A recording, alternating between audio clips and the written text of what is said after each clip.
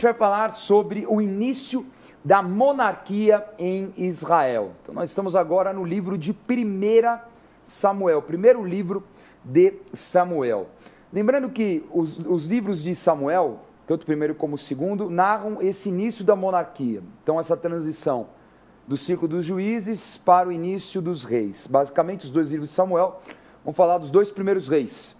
Vão falar de Saul, que era o homem escolhido segundo o desejo do povo, e Davi, o homem escolhido segundo o coração de Deus. Então é interessante, porque vai narrar aí o contraste, né, de dois sentimentos que estavam dominando o povo de Israel. E também vale lembrar que Samuel, ele era um tipo muito interessante, porque ele ainda é considerado um juiz pela sua forma de agir, pelas suas práticas, mas também ele era um profeta, e Samuel também era um sacerdote, mesmo não sendo da linhagem levítica, mesmo não sendo da tribo de Levi. E até só para comentar, Dani, que nós esquecemos de comentar, que naquela época eles tiveram muitas, né, teve aquela derrota forte, né, contra os amonitas, que morreu o Hofni e Finéias, e depois quando Samuel intercede, faz um sacrifício, um holocausto, já como sacerdote, o Senhor dá vitória para o povo. Exato. Então é exatamente essa passagem que nós vamos começar agora a nossa aula falando da origem de monarquia. Vamos lá. Vamos lá, primeiro livro de Samuel, capítulo 7, versículo 3 em diante. Falou Samuel a toda a casa de Israel, dizendo: Se é de todo o vosso coração que voltais ao Senhor, tirai dentre vós os deuses estranhos e os astarotes, e preparai o coração ao Senhor, e servi a ele só, e ele vos livrará das mãos dos filisteus. Quando, pois, os filisteus ouviram que os filhos de Israel estavam congregados em Mispa, subiram os príncipes dos filisteus contra Israel, o que, ouvindo os filhos de Israel, tiveram medo dos filisteus. Tomou, pois, Samuel um cordeiro que ainda mamava e o sacrificou em holocausto ao Senhor. Clamou Samuel ao Senhor por Israel, e o Senhor lhe respondeu. Enquanto Samuel oferecia o holocausto, os filhos chegaram à peleja contra Israel, mas trovejou o Senhor aquele dia com grande estampido sobre os filisteus e os aterrou de tal modo que foram derrotados diante dos filhos de Israel. Assim os filisteus foram abatidos e nunca mais vieram ao território de Israel, porquanto foi a mão do Senhor contra eles todos os dias de Samuel. Então esse momento na história de Israel, mais do que nunca, a maior oposição era um povo chamado Filistia, né, os filisteus. E nós vemos aqui que eles estavam trazendo um grande tormento sobre Israel, também derrotaram Israel ali com a batalha, como o bispo G falou, de Hofni e Finéias, e eles levaram a Arca da Aliança. A Arca da Aliança foi devolvida e ficou na casa de Abinadab, como nós falamos. Mas esta opressão dos filisteus, ela permaneceu. Ela encerra exatamente com Samuel. Então vale lembrar que Samuel, ele tinha muito essa figura do juiz. Não só aquele que governava, não só aquele que julgava as causas do povo, mas também aquele que vem trazer o juízo de Deus contra os inimigos. E aí nós vemos também esta esfera sacerdotal, porque ele junta o povo na cidade de Mispa. Veja aí no mapa onde fica esta cidade, ela fica bem ali na região norte de Benjamim, quase em Efraim, né? Então ele reúne ali o povo, faz uma congregação, e ele faz um sacrifício, como o bispo já estava comentando. Agora o interessante desta vitória contra os filisteus é que ela lembra muito as vitórias quando o povo de Israel conquistou a terra prometida. Era uma vitória milagrosa. Então Samuel ele restaura a santidade do povo, o povo se aproxima de Deus novamente através da oferta, da adoração, do sacrifício. E essa vitória não foi pela força do exército de Israel, mas foi por quê? Porque eles foram abatidos por uma tempestade, não é? Então, você vê que Deus trovejou e ali eles foram derrotados, e durante o juizado de Samuel, os filisteus não derrotaram e não atormentaram mais o povo de Israel, não tiveram domínio no território de Israel. Tiveram algumas batalhas com Davi, mas não tiveram domínio mais sobre o povo de Israel. Muito interessante, né? E interessante que o local Mispa, né, quer dizer Torre do Vigia. E ali nós vemos também uma grande bênção, porque eles não precisaram da arca. Então, mostrando que o poder e a autoridade da arca estava baseada no sacerdócio. Então, sem dúvida, a arca era um referencial que continha os valores mais importantes. Então, Samuel reassumiu a condição sacerdotal de adoração ao Senhor, e aí sim veio a vitória. E a arca não estava ali, né? Então é ele que estava intercedendo. É verdade, a arca não havia nem aquele serviço do tabernáculo que a arca não estava presente. Não estava presente. Não é? Então ele levanta ali um alto e sacrifica ao Senhor. Agora a história ela continua, quando nós entramos no capítulo 8 do primeiro livro de Samuel, tem um ponto de virada assim muito agressivo, porque Samuel até então era um homem forte, um homem que colocou ordem ali em Israel, mas ele teve o mesmo problema de todos os juízes. Vamos ler. Vamos lá, primeiro livro de Samuel, capítulo 8, versículo 4 em diante. Então os anciãos todos de Israel se congregaram e vieram a Samuel, a Ramá, e lhe disseram: Vê, já estás velho, e teus filhos não andam pelos teus caminhos. Constitui-nos, pois, agora um rei sobre nós, para que nos governe, como tem todas as nações. Disse o Senhor a Samuel: Atende a voz do povo em tudo quanto te diz, pois não te rejeitou a ti, mas a mim, para eu não reinar sobre ele. Então nós vemos uma brecha do próprio juiz, né, de Samuel.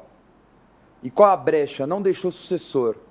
Então aí também a gente vê essa figura assim, se repetindo, né, e contínua com os juízes. Mas aí há um detalhe, Dani, que é muito interessante. A gente percebe, ele não deixou sucessor, não porque ele não andava num caminho bom. Ele andou num bom caminho, mas os filhos dele não foram dados aquilo que o pai fazia. Então, existe muito a influência do pai sobre os filhos, ela é muito importante, sem dúvida. Então, os filhos realmente recebem formação, mas quando eles crescem, cada um vai tomar a sua posição. Sim. E, às vezes, alguns não tomam a posição que eles foram formados, que eles foram trabalhados. Então, aí também tem esse lado, né, do livre-arbítrio, que a pessoa faz a escolha. Porque aqui ele fala, os teus filhos não andam nos teus caminhos. Quer dizer, Samuel não falhou diretamente nos caminhos dele, mas os filhos não quiseram, abriram mão, foram dados à avareza.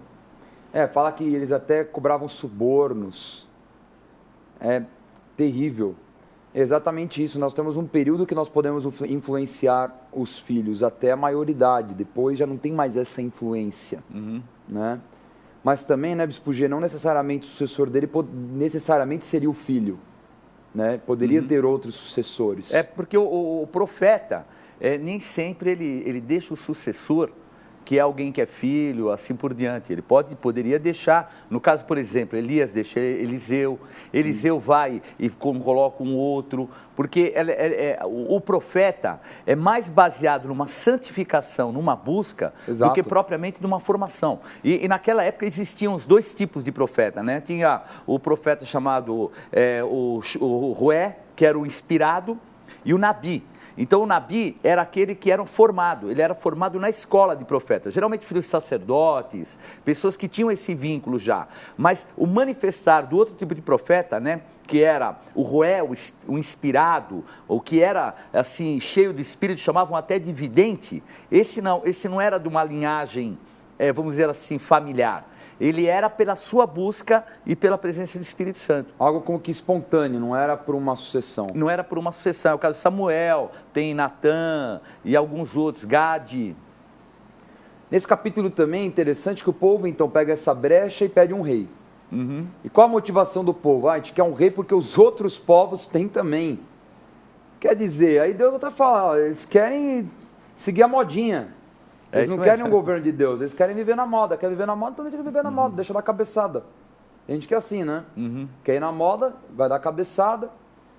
Como eu já ouvi muitas vezes, né? Quem corre de gosto não cansa, né? É verdade. Então quer ficar dando cabeçada na cabeçada. Então Deus também falou, bom, é a opção do povo, eles que escolhem. Não é? Agora, Samuel ainda avisa. Fala, tudo bem, é modinha, todo mundo tem rei. Só que vocês sabem o que é ter um rei? Ter um rei é ser dono de tudo, vocês vão pagar impostos, o rei é dono das suas mulheres, quer dizer, ele pode ter a sua mulher se ele quiser, ele pode ter a sua terra se ele quiser. Então ele ainda avisa, olha, vocês têm certeza? Porque ele pode ter o que ele absolutamente quiser. Vocês estão concentrando o governo, a palavra monarquia é isso, né? Governo em um homem. Então vocês estão dando toda essa autoridade, inclusive sobre suas próprias famílias, para um único homem. E eles falam, não é isso que a gente quer. Dá para entender, né, Bispo G? A gente quer Cada adianta, um, né? Que é, como minha mãe diria, quem corre de gosto não cansa. Então quer, né? Deixa correr, então. Agora vamos ver quem é essa escolha. Porque interessante que Deus vai fazer uma escolha exatamente de acordo com o sentimento do povo. Então, o povo quer um rei, né, bonitão, para representar, então eu vou escolher exatamente esse cara.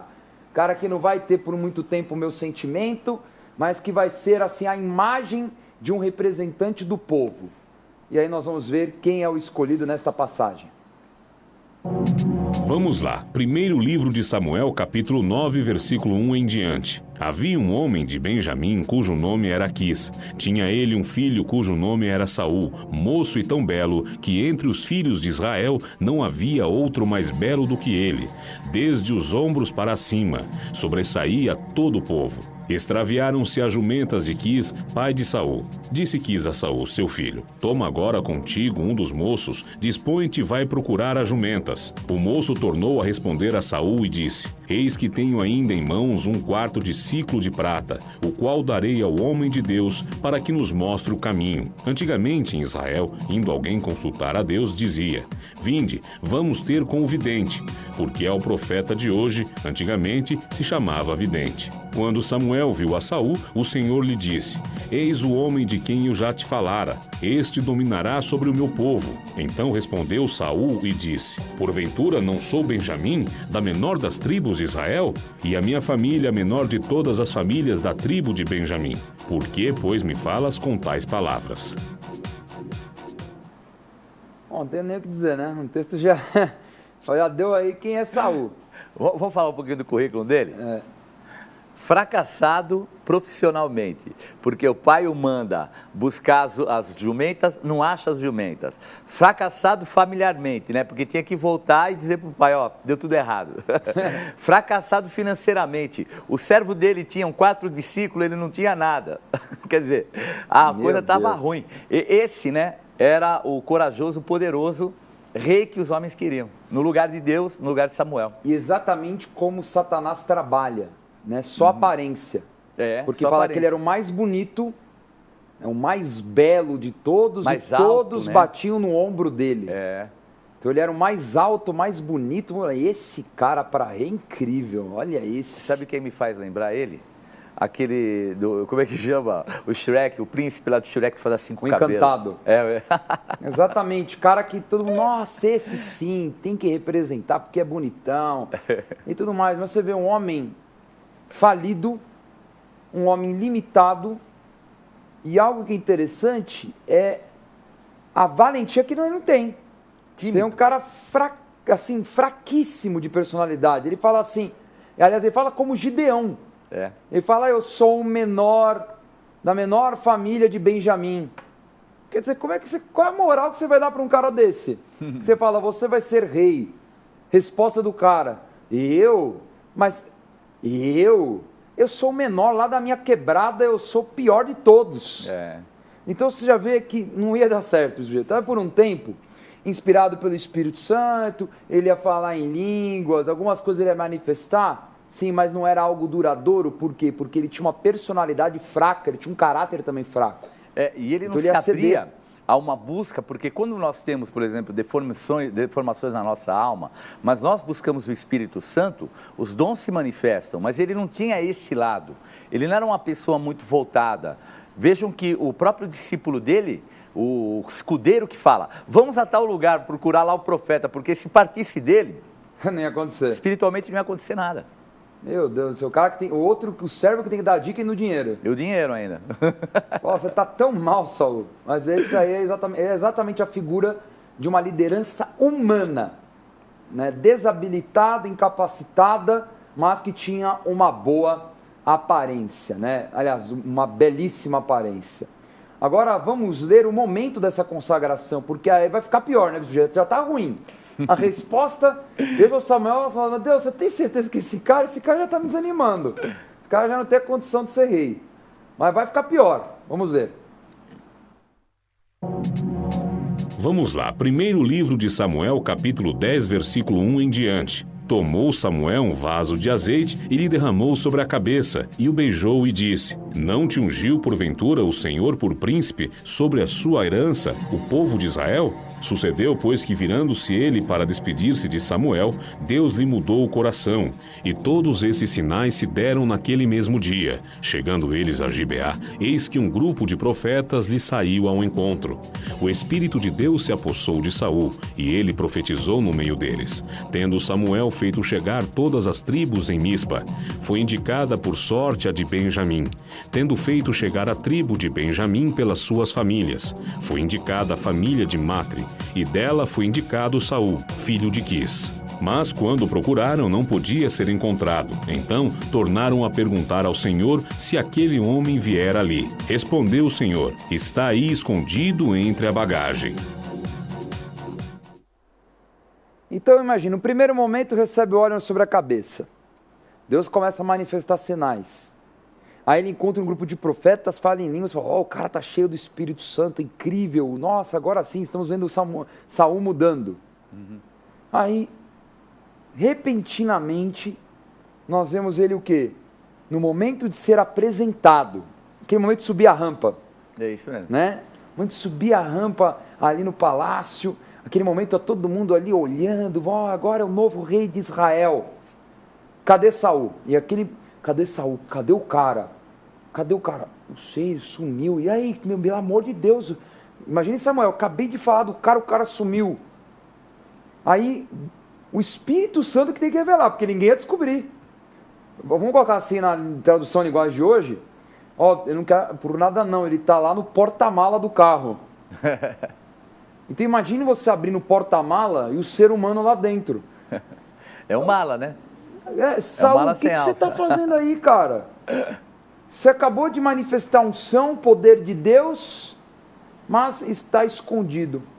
Então é muito interessante, Bispo G, que tem pessoas que na sua caminhada, elas, de forma precipitada, acabam assimilando algumas funções sem ter habilitação. E exatamente isso acontece. Se manifesta por um tempo e depois acaba. Se esvazia, se escondem. Por quê? Porque não tem a formação.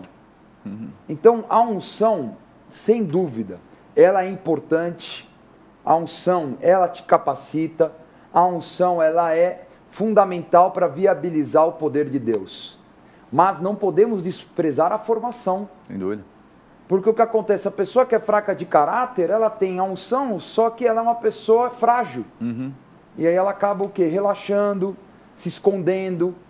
E aí você vê a alma, né, a questão aí da carne mesmo, impedindo que o Espírito Santo se manifeste. Que a pessoa não tem domínio sobre a carne dela. E a marca de Saul vai ser esse. Ele sempre vai estar se escondendo atrás de alguma coisa nos seus problemas. Alguma desculpa. Uma religiosidade, às vezes atrás do filho, posicionamentos que ele toma, às vezes transgride, tudo isso sempre se escondendo para não tomar uma posição e assumir aquilo que era a condição dele. Ele era um rei. Então imagina, né? Olha esse mapa, né? Você vê, imagine todas as tribos de Israel reunidas. Olha o tamanho do mapa. Todo mundo vai ali para o centro, para Mispa. Assim, em termos de... É bem central mesmo, Mispa, né? Interessante. Aí, todo mundo está lá. Na hora de ser ungido, o cara some. É um vexame. É um absurdo. E o povo de Israel estava tão na carne, né, Bispo G, tão bife, que gritaram, rei, levanta e comemora. E ninguém entendeu. O povo estava tão cego que ninguém nem entendeu o que aconteceu. Eles nem tinham um referencial espiritual do que seria um rei segundo a vontade de Deus.